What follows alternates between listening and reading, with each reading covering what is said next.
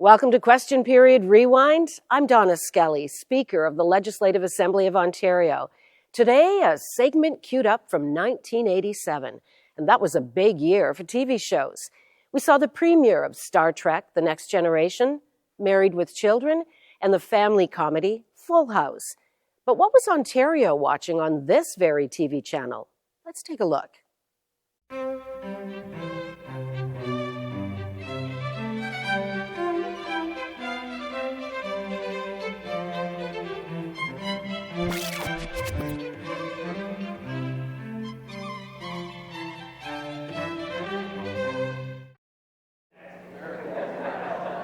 And in this harmonious spirit, I now inform the members that it's time for question period.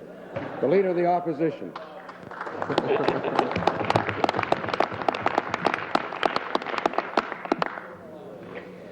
Mr. Speaker, I have a question for the darling of the media and the intelligentsia. Oh, John. The Treasurer of Ontario. Well, he said he found the previous 15 minutes uncomfortable, so I want to change his perspective a bit if I can.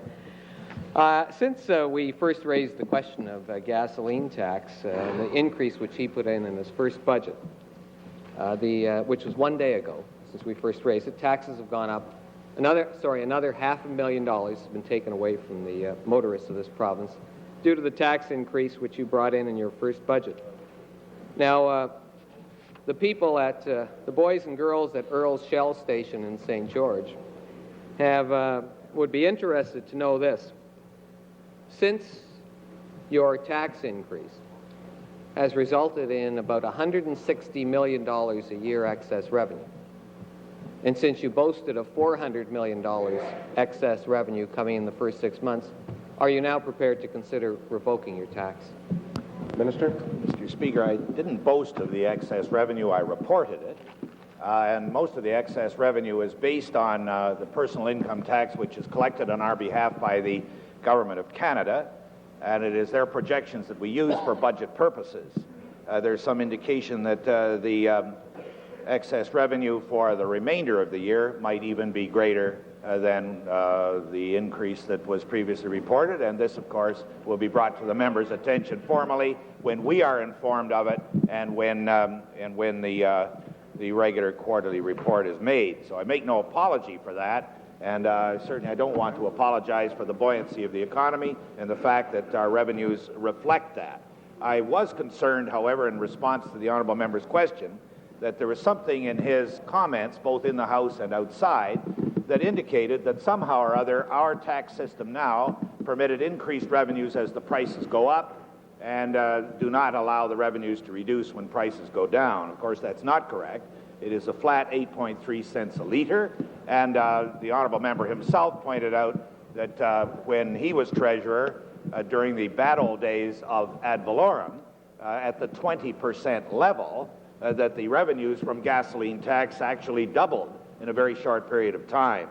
That at 8.3 cents a litre on gasoline at Earl's and elsewhere, that's about 40 cents a gallon. The percentage is slightly up, something like 21, as the honourable member indicated. Order. Supplement. Well, I'll give you a chance. In point of fact, what happened with the previous ad valorem, of course, is the Treasurer's quite right. As the price of gasoline went up, the ad valorem tax in lockstep produced more revenues. What happened was, when the price of gasoline dropped, this Treasurer stepped in to stop the consumers from benefiting from a lower net tax when the price of gasoline dropped. When it got to its high, you pegged it there, prices have dropped. As a result, you're getting $500,000 more per day from motorists than you would have gotten had you not pegged the tax where you did. Now, in view of that fact, and in view of the fact that you have just indicated that you're not only going to have $400 million extra revenue, but more likely, I would guess, the $800 million which this party predicted the day you brought down your budget, and your smile confirms that at the very least. Or more. Well, we'll talk about that And later. the question is? Given the fact you've got all that revenue, I say seriously to the Treasurer, wouldn't it, in fairness, wouldn't it, in fairness, be right to say to the motorists of this province, ad valorem or no ad valorem, you'll simply fix the tax at a lower rate and give them back the $500,000 per day which you're taking from them these days, which you have admitted are not needed by you? Unfortunately, Mr. Speaker, I think the same argument, if there's any validity in it, can be made for the personal income tax, which has more buoyant revenue than was projected. I think the honourable member might be prepared to say that our personal income tax rates should be reduced to maintain the revenues at where they were when the honourable member was treasurer. I suppose we could say the same for corporation taxes and other aspects of taxes on general economic buoyancy that have been rather fortuitous as the economy has expanded. I must say, Mr. Speaker, that this does not mean that our expenditures have been able to be maintained at the same levels. There is demands, of course, from opposition members and members of the government party for additional expenditures, and the honourable member is well aware that we have placed in motion improvements in transportation, although we do not earmark the gasoline funds, but in many other aspects of our provincial responsibility, which these additional revenues go to support. I don't apologize for tax rates. We all in this House know that it is our responsibility to establish taxation at levels which support our programs. And I'm very glad that we have been able to do that and at the same time reduce our cash requirements. I think that should be commended and not criticized. Final supplementary. I want to read to the Treasurer this excerpt from Recommendation 30 of the final report of the Advisory Committee on Resource-Dependent Communities in Northern Ontario on the subject of gasoline prices in Northern Ontario. You'll recall, I know very well, that your leader promised to lower the price of gasoline in the North during the election campaign. Indeed, I suspect you promised to do the same when you were campaigning as leader of the Liberal Party. I want to read him the report of the committee that his party established. Quote, that the effective level of gasoline prices in the North be reduced by the equivalent of 5 cents per litre through a redistribution of the excise tax on gasoline. Now, Treasurer, you're taking an extra $500,000 a day from the consumers of this province, including the motorists in Northern Ontario. Surely you would at least acknowledge that with that $500,000 a day increase, it is time now to implement the recommendations of your own task force and of your own leader and do something about the price of gasoline in the North, and do it today with their own money. Treasurer. Do it today. The honourable member must be aware that the increases in gasoline tax or in revenues are based to some extent on increased utilization of gasoline as well. Yes, that is a fact. That is a fact. And while I don't want to dodge in any way the prospects of improvements for the travelers in the North, the honourable member must be aware that if the gasoline tax were reduced in the North, we would have to have very large additional legislative forces to control the price at the pump. In Alberta, for example, where there's no gasoline tax at all, the price at the pump is very similar to what it is here. And of course, the revenues go elsewhere. Now, if we were to pass legislation, which the honourable member no doubt supports, that we're going to put in some sort of price controls associated with gasoline costs, well, I'm not thinking seriously of that at this time. New question. New question, the member for Nipissing. Thank you, Mr. Speaker. I would like to ask the Treasurer why... that's right.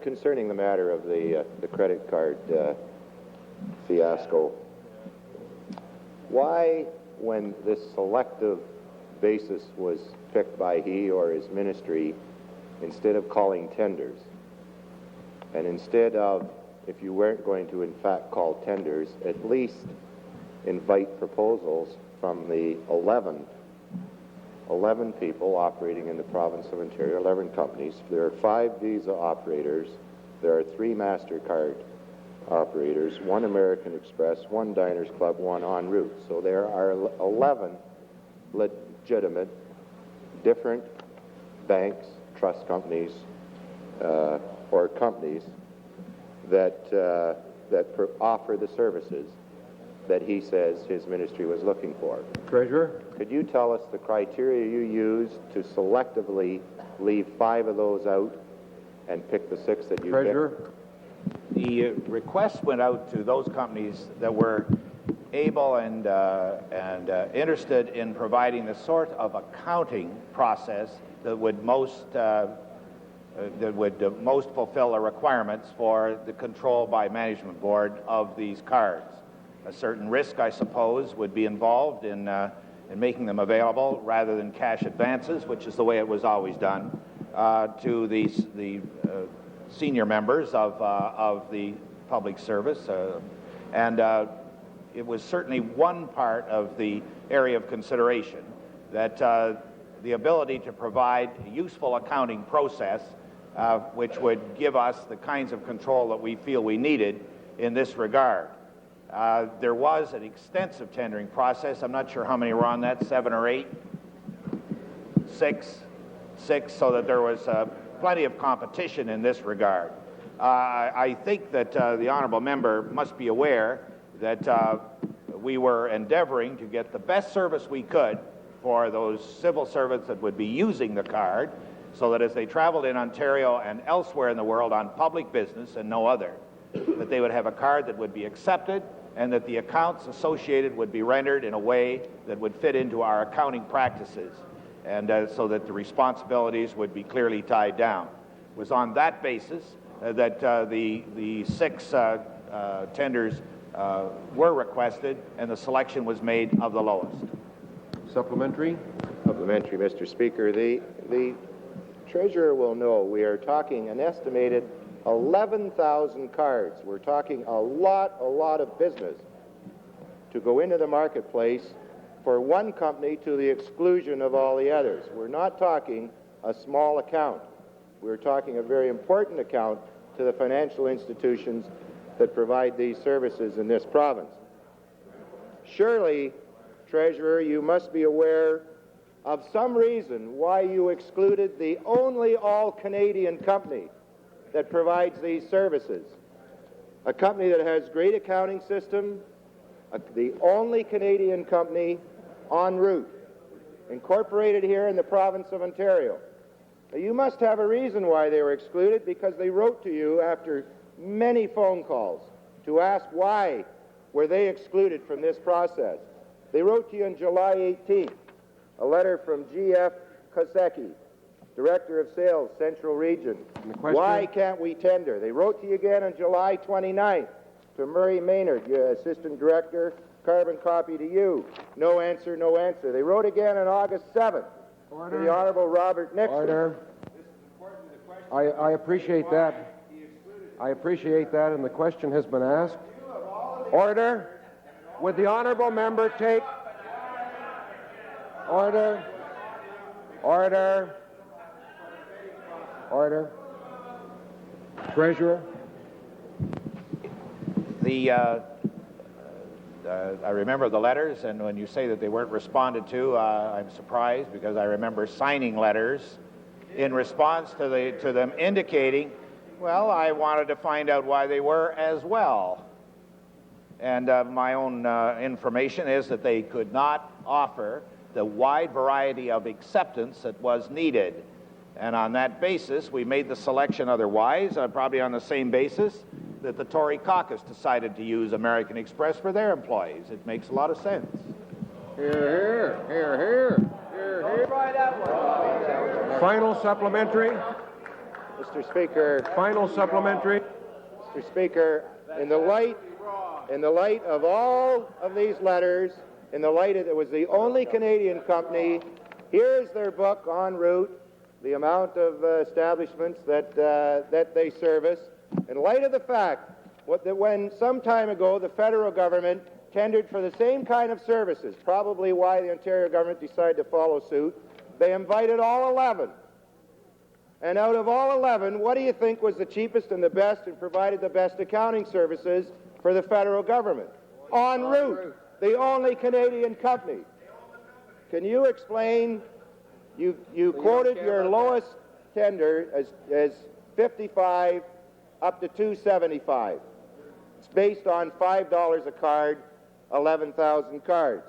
Some quoted $5, some quoted $6, $1.15 and $1.25, and that's how you got to your figures. And this seems to be the big justification. When En route tendered the federal government, they said, on an account like that, and I called them today, on any large account, they tell me there is no charge, nothing. They provide them free. They would have been the cheapest. So they would have been the cheapest because they would have been 0 versus 55, 60, 165. Why was En route excluded from this process? Yeah, the judgment was made that the utilization of the card was not going to be extensive enough for the requirements of the senior civil servants. That judgment was made, but that's all right, but that's fine. The government of Canada owns that company. They own that company, and the judgment of our officials was that they should not be admitted to the tendering process. You read the book. New question. Order. New question, the member for York South. Thank you, Mr. Speaker. A question to the Minister of Community and Social Services. Following the questions that were asked yesterday by my colleague from Port Arthur about the number of children in Port Arthur who are, or in the northwest of this province, who are in fact being treated in psychiatric institutions. I wonder if the minister could comment on the fact that we have now learned that there are, in fact, in 84-85 statistics, 814 children between the ages of up to the age of 19 were being treated in psychiatric institutions. 2,651 additionally were being treated in general hospitals, only 4 of which across the province have units which are particularly for children, and another 321 in special hospitals, many of which do not have special treatment facilities for children. Mr. Speaker, given the fact that 10 years ago this House made a very solemn decision with respect to the treatment of kids who have psychiatric problems and determined that they should under no circumstances be considered adults and should not be treated in adult institutions, I wonder if the minister can explain the complete deterioration in care and the fact that so many kids, hundreds indeed, thousands of children, are being treated in adult psychiatric facilities when these facilities are in no way appropriate for the kind of care that we would want to give our children in Ontario. Mr. Speaker, the honourable member is correct that a treatment of children in an adult facility is not appropriate. The situation that was brought to my attention yesterday by the member from Thunder Bay indicated I believe it was 12 children who had been treated at the Lakehead Psychiatric Facility. And I have since done some checking because I admitted to the member yesterday that I didn't have the facts. I hadn't checked with the Minister of Health on that particular situation. My understanding now is that roughly about 6 months ago, there was an agreement between the two ministries that all children, and this is below the age of 16, who needed psychiatric treatment, would be screened by the regional center in Thunder Bay, and that in every case where another appropriate method of treatment was available, that's what would be used. At the present time, the only children who are in fact admitted to the Lakehead Psychiatric Facility are those that have very, very serious needs. While that is an adult facility, the children who are there are completely segregated from the adults. They receive one-to-one treatment by the nursing staff. At the present time, there is only one child in that facility. Order. Supplementary. Speaker, the problem that I'm having is the minister is giving me an answer that's confined to the situation at Lakehead. I'm aware, and the member was aware when he asked the question, that as of right today there is in fact only one child. Our concern now has broadened to the fact that there are thousands of children across the province who are being placed in institutions which are not appropriate, and we've passed two pieces of legislation, two laws in this legislature in the last 10 years in an effort to focus on the special needs of children and to make sure that a situation which was commonplace 10 years ago would not in fact continue. And yet we now find that there are thousands of children who are in institutions which are not appropriate. I'd like to ask the minister, what is he going to do to make sure that children are not being treated in adult psychiatric institutions in the province of Ontario? Minister? Mr. Speaker, at the present time, we have 89 children's mental health centres across the province that provide children's mental health services. We have, in a number of other communities, an adolescent unit at a local psychiatric hospital or at a local general hospital. In either case, in those communities, we believe as a ministry that the needs of the children are being adequately met. In two particular locations, we have a situation that was described in Thunder Bay yesterday, which is not appropriate. And in both of those locations, we are currently working with local children's mental health units to have a residential facility in place. I would have to say to the honourable member, however, that there continue to be situations where family physicians or parents choose to place their children in a psychiatric hospital or in the psychiatric ward of a general hospital. And secondly, the definition of children for children's mental health centres is more commonly accepted as 16 rather than 18, and so therefore most of what I say applies to those under the age of 16.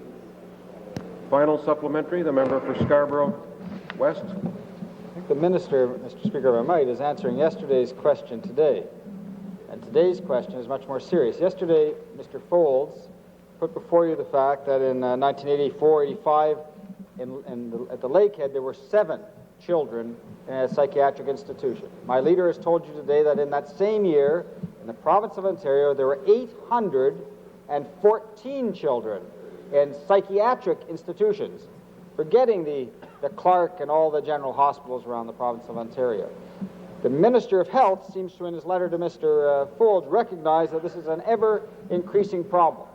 Will you table with us at the earliest opportunity last year's figures for the number of children who were in adult psychiatric hospitals, general hospitals, and the specialized hospitals like the Clark, how long their length of stay were, and whether your ministry knew about it, which in the case of Thunder Bay, they didn't know until Mr. Folds brought it to their attention? Mr. Speaker, I would ask the honourable member to make one correction.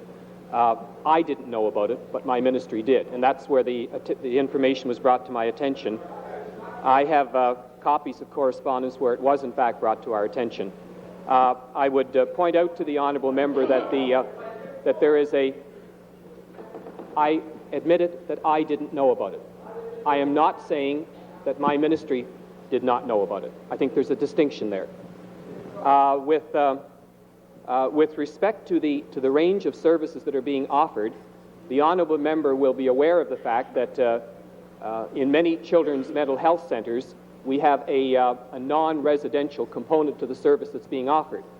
We also have a number of residential facilities. For example, in Thunder Bay, Kinark is one, where there are 30 beds available for both native children and non-native children, where the psychiatric needs are not too serious. There are other situations, however, where there is a joint effort between the Ministry of Health and ourselves in recognizing that our competence to deal with very, very serious psychiatric needs is limited and has to take place in a psychiatric hospital. Now, there is an ongoing interministerial relationship and consultation. Order. New question. The member for York South. New question to the same minister. I'd like to ask the minister whether he can tell us if the reports that are gathered by inspectors whose task it is to inspect licensed childcare facilities in the province of Ontario, whether those reports are posted as a matter of course in those facilities and made available to parents whose children are in those facilities. Minister. Mr. Speaker, to the best of my knowledge, no. I will I will confirm that, but to the best of my knowledge, no. Supplementary? Well, Mr. Speaker, just so the minister will know, our research establishes that, in fact, the reports are not made public as a matter of course, and are not made available to parents as a matter of course, and in fact are regarded by a great many branches of your ministry as information which is only available if a parent requests it, and the report itself is not made available. But we have been told by one of your officials that if a parent phones up, the officials will tell the parent what kinds of questions they should be asking the operator. I wonder if the minister can explain the complete discrepancy between the position of the Liberal government with regard to this problem and this question as it relates to daycare, and the attitude which his party always took in opposition with respect to the openness of the nursing home inspection situation. Minister? Mr. Speaker, I'm not sure if I understand the relationship to the to daycare and nursing homes. It is fairly obvious that my colleague, the Minister of Health, has indicated the direction in which he is moving in with respect to inspecting of nursing homes.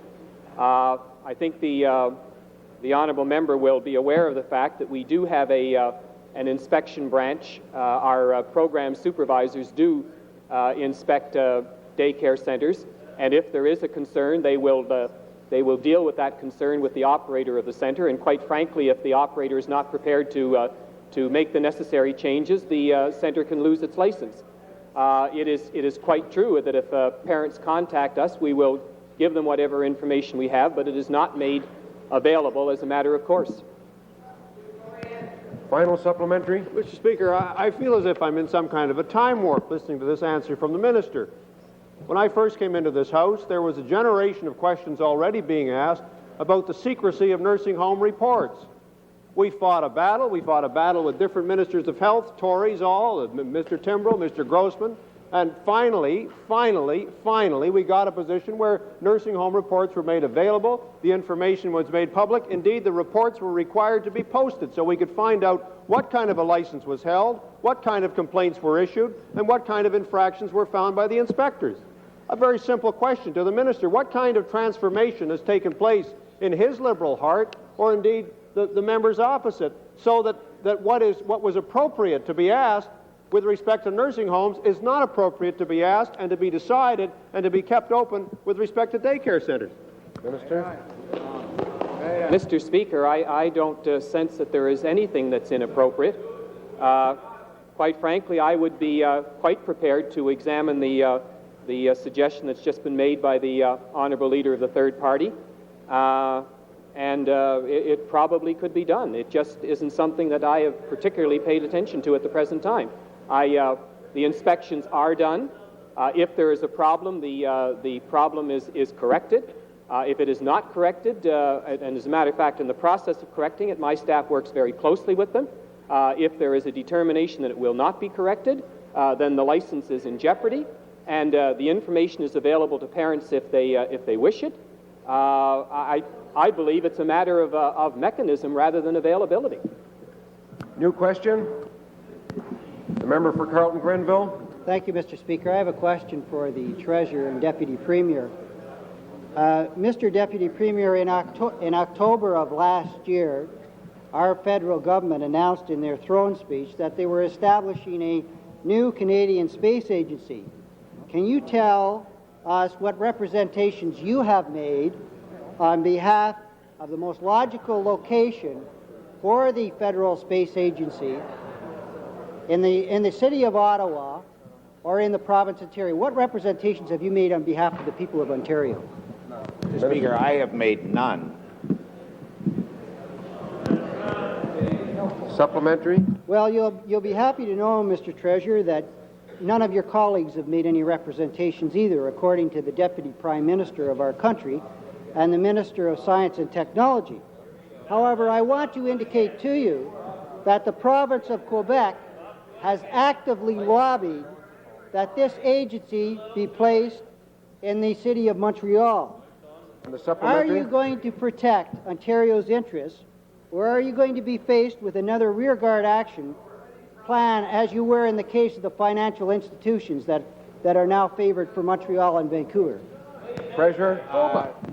I can assure you, Mr. Speaker, that the honourable member's suggestion, I'll follow up on it. But while I think that is extremely worthwhile, if the Government of Canada is going to make a substantial commitment to that, we want to be part of it, of course. If it's anything like the CF-18, we don't want to be in the same position as Manitoba, of course. But I don't want to downgrade the honourable member's suggestion, and I will certainly follow up on it. New question. You're late. Order. Order. The member for York South, new question. Speaker, I have a question for the Treasurer in the absence of the Minister of Labour and the Premier. I wonder if the Treasurer would care to comment on the situation at Alcan in Kingston, where several hundred workers discovered this morning that there was to be no more employment for them. Several of these employees, Mr. Speaker, heard on the radio that in fact they were going to be out of work. And the work will cease in stages starting on January 31st, and the certain section of the mill will be completely shut down by April the 3rd, affecting 335 employees. I wonder if the Treasurer can tell us just how does he explain the failure of the government to bring in legislation which would at its very least ensure that employees don't hear on the radio that they're going to be out of work in 2 weeks' time when they've been at the mill for several years and when the mill has been in place in Kingston for 46 years. Government House Leader. Mr. Speaker, I want to say that it concerns me and everybody in this House in a very serious way, not nearly as much as the workers that the honourable member is referring to, of course, that proper notice procedures were not entered into. We feel as the government, even in the case of the chocolate closing, what was it, Nielsen's Cadbury, that the same difficulty was there, and the Honourable Minister of Labour and all of us in the Cabinet and all of us in the House are concerned about this, that it seems to me only reasonable that these people inform the officials of the ministry so that the availability of all of the services of the ministry and other facilities at the community level are readily available for the workers who are going to require that sort of assistance. I had a chance to look into the matter, not that I'm in any way expert, and of course the figures that the honourable member has put before the House are correct. The company is still continuing with its expansion, both in capital and in other parts of their operation, and certainly the company is viable. That I can't explain the absence of legislation other than that those matters, as the honourable member knows, along with others related to them, are under active consideration. Supplementary. Sure. Perhaps the Treasurer, with his vast experience, which all of us have shared in paying tribute to this afternoon, can reflect on the fact, and I know he will share because of the length of time he spent in opposition. I have been promised in this House on 11 separate occasions. Your comment today makes it 12. Since July of 1985, when the Liberal Party formed a government in this province, I and my colleagues have been promised legislation. Where is it? Treasurer. It's under active consideration. New question. New question, the member for Scarborough Centre. Thank you, Mr. Speaker. Mr. Speaker, we understand why the Minister of Education is unable to respond to the educational needs as outlined today by the Ontario Public School Trustees Association, because a primary problem in education is controlled by the budget of the Treasurer. And so my question is directed to the Treasurer of the province. Can you explain, Mr. Treasurer, why you have allowed the provincial share of education funding to drop from 48.6% to 44.9% since you have been Treasurer during the past 17 months? And by this action, sir, you have demonstrated the failure of your government's commitment to the Premier's election promise of restoring the provincial share of education to the 60% level. Treasurer. Mr. Speaker, I'm sure you're aware that in two budgets and more recently announcements having to do with the transfer policy of the government, that we have been commended not for generosity, but recommending or for recognizing the importance of improving those transfers. The Honourable Minister of Education, who in fact should be answering this question, is showing me recent publications, all of which are based on the spokespersons for school boards. The Queen's Park newsletter from the large school boards of Ontario says the current government is responding to these needs following a decade of provincial underfunding of education's operating and capital needs. Those are your friends that were part of the decades of underfunding. The publication that most of you as members have access to, Ontario Education, published by the Ontario Public School Trustees, say the three big winners in these education sectors have mounted intensive lobbies, health, college and universities and school boards, and they have been successful in improving these payments. It says, I just go on in this case, I quote, also the increase in capital funding is a significant departure from the past several years. End of quotes. I rest my case. Final supplementary. Well, Mr. Speaker, no matter what the Treasurer says, in the last 17 months, there's been a 4% drop in the educational funding of the province. This morning, Mr. Treasurer, the Ontario Public School Trustees Association, supported by other trustees associations and teachers across this province, outlined the critical problems that now exist in providing a first-class educational system in Ontario.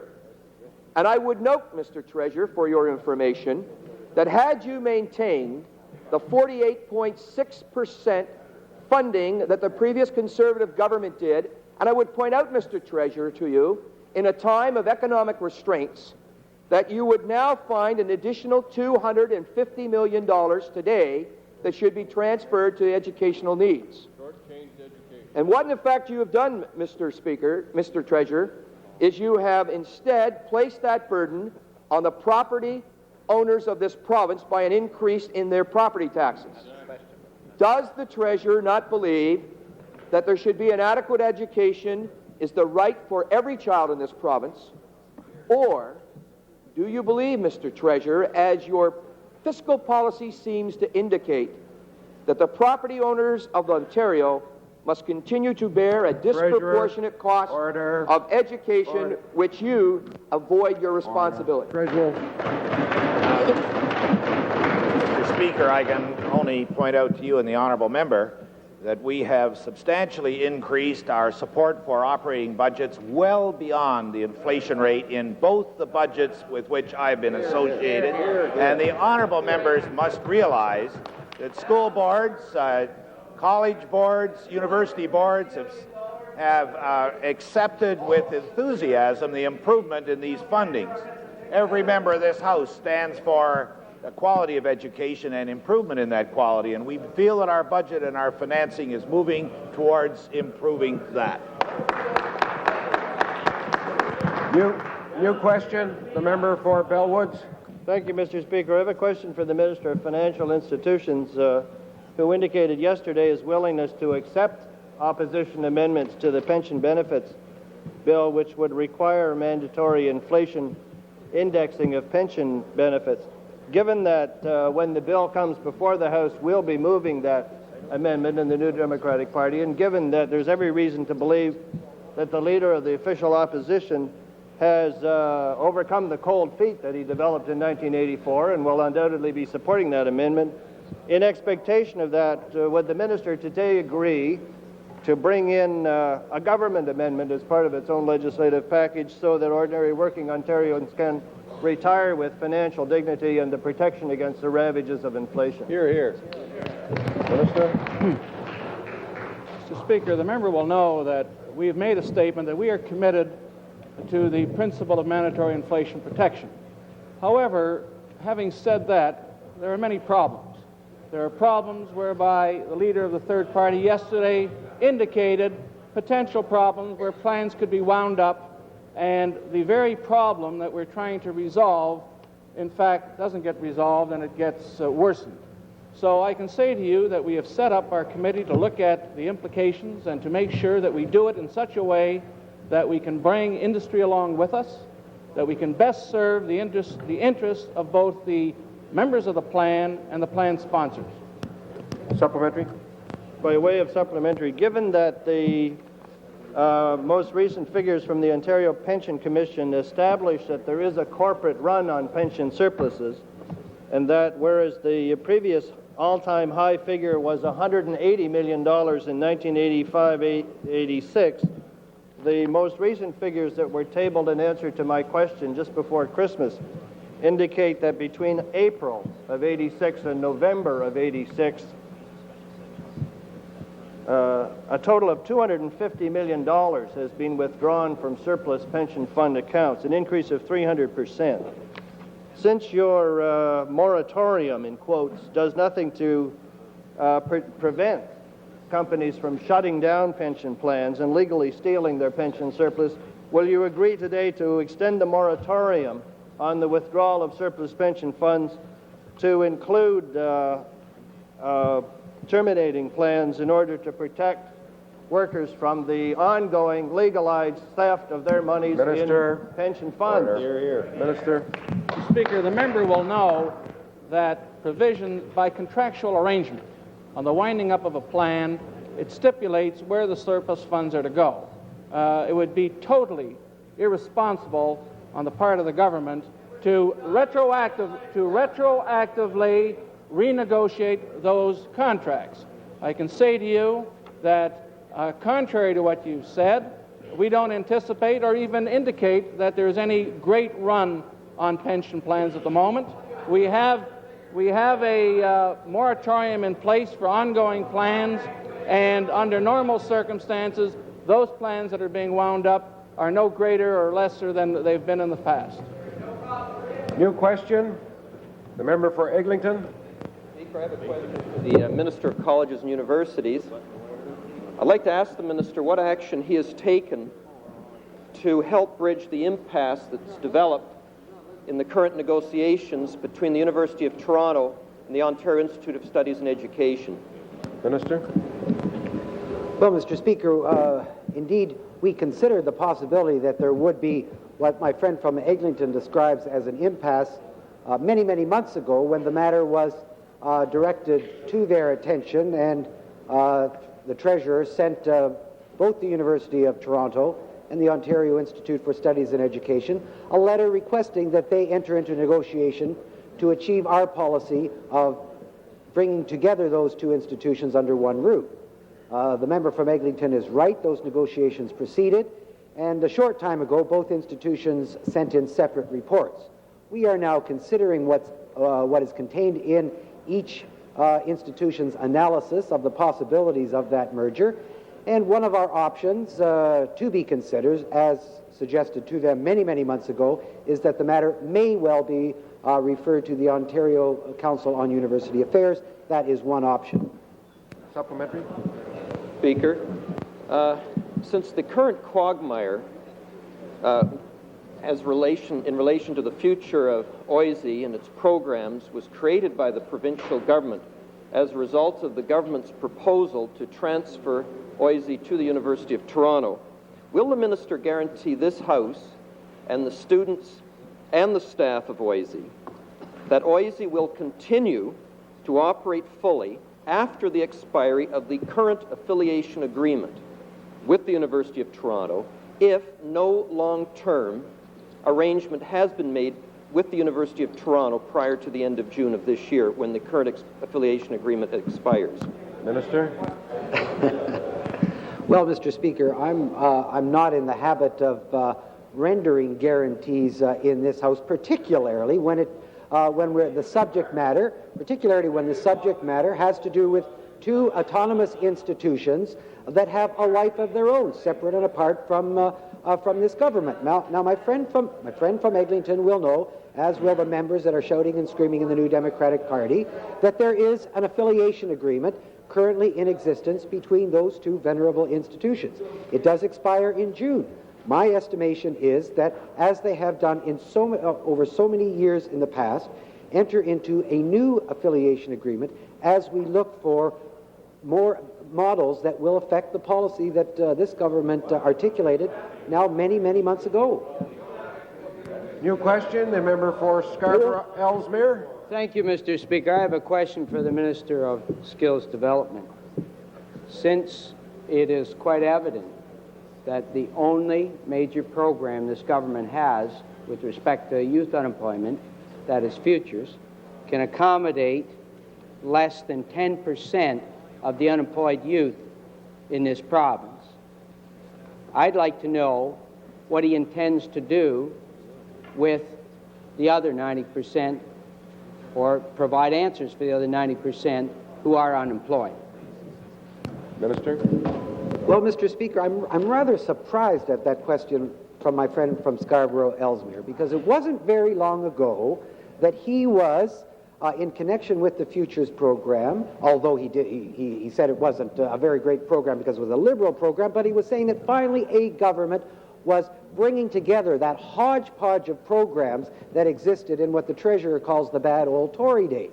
And now he seems to be chastising the government for having a comprehensive program to deal with unemployed young people in this province.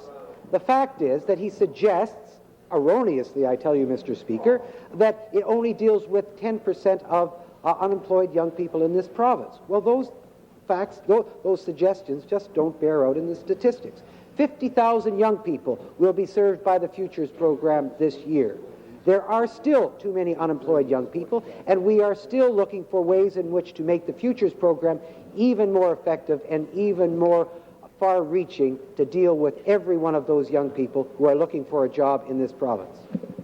Supplementary? Supplementary, Mr. Speaker.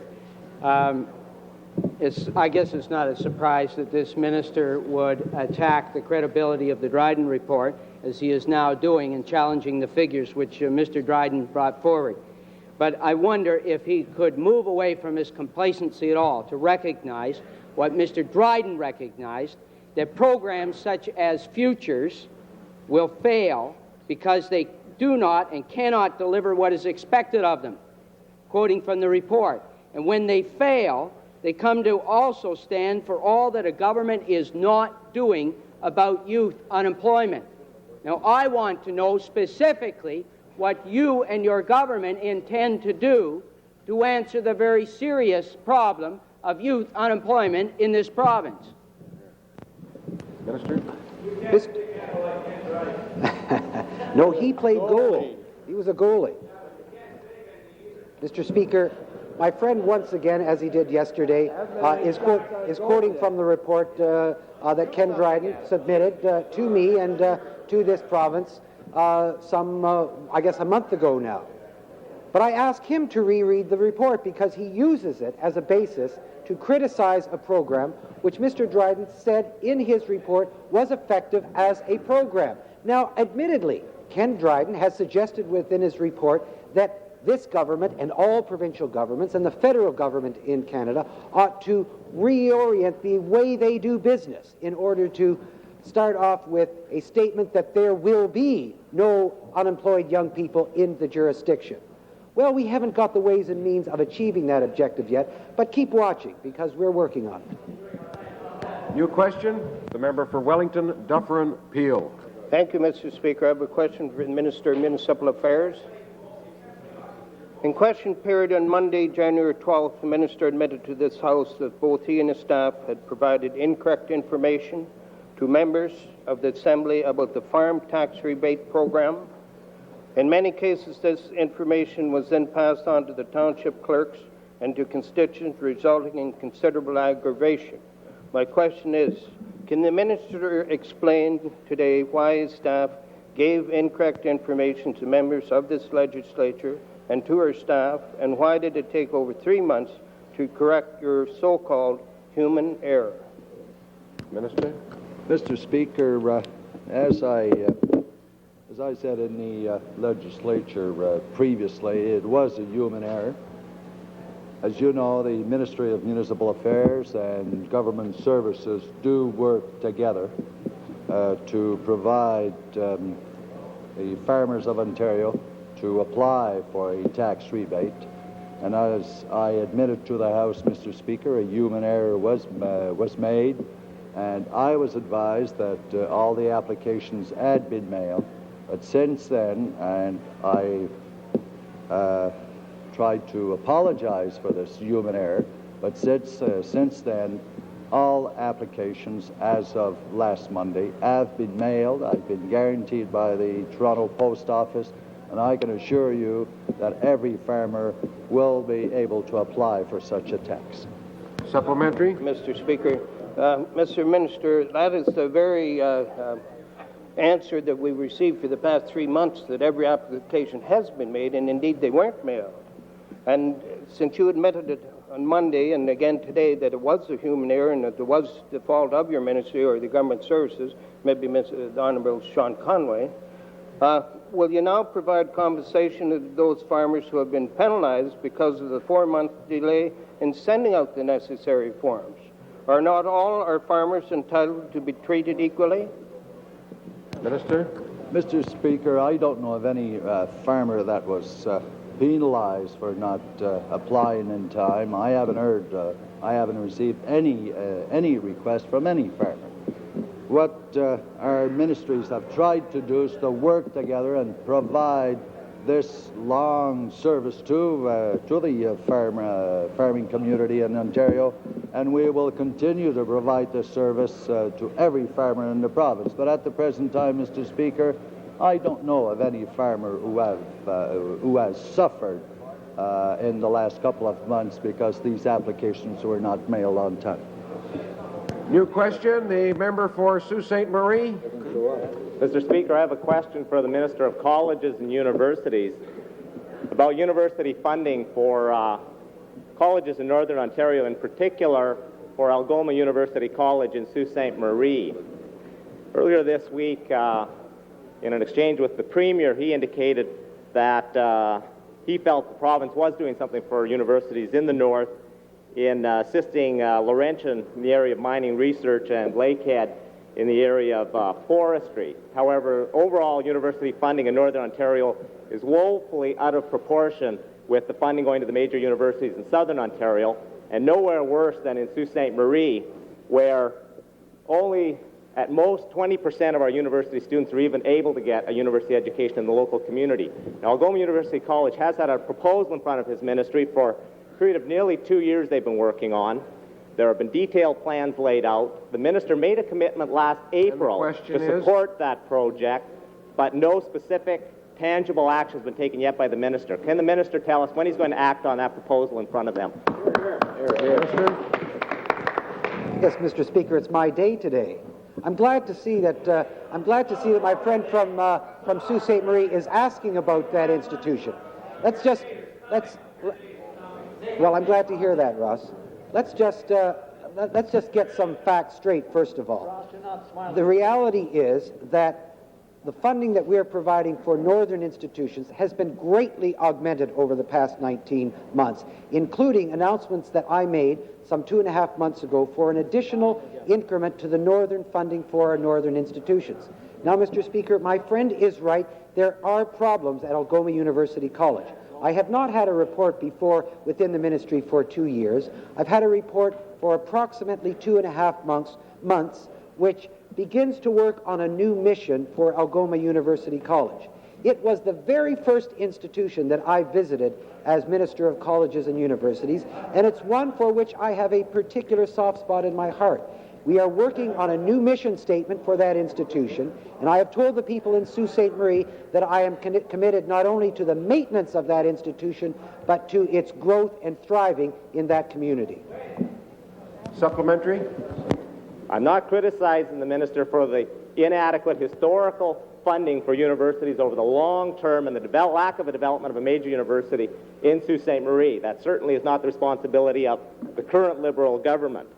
However, the college has been working on this mission statement for a period of time, and I understand that the detailed package has been in front of the minister for several months at this point. They are anxious to hear an answer on this, and are very hopeful that a major funding commitment will be made in the budget coming up for the next fiscal year. Will the minister, in fact, be supporting the proposal of Algoma University College so that they can expand their services in the local area? Where's the money?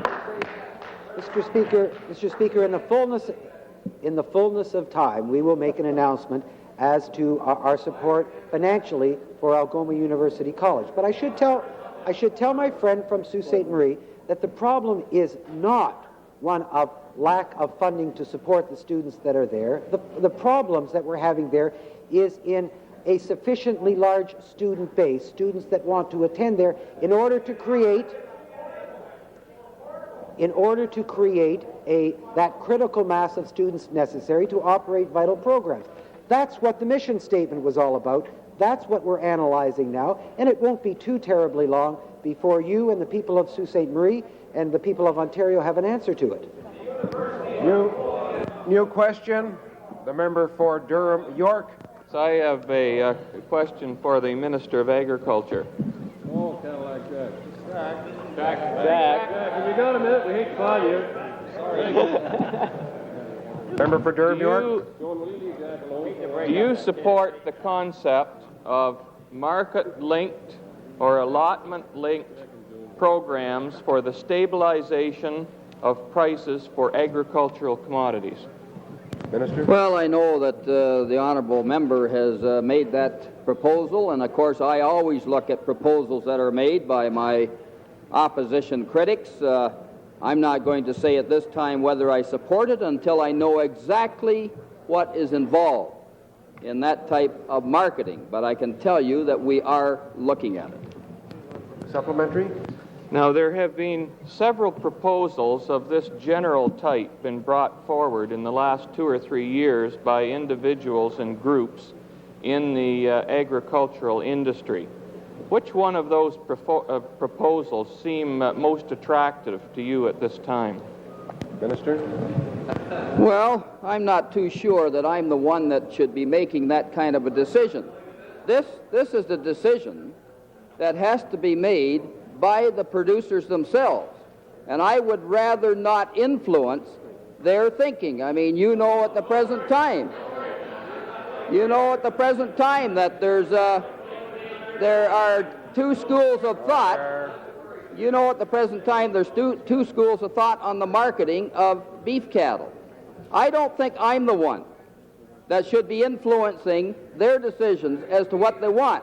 We do have the legislation in place, and if they want to follow one particular marketing route, then all they have to do is come to the Farm Products Marketing Board, express their wishes, have some names on a petition, and the gears will be put in motion. But that is the producer's decision. That is not a decision for me to make.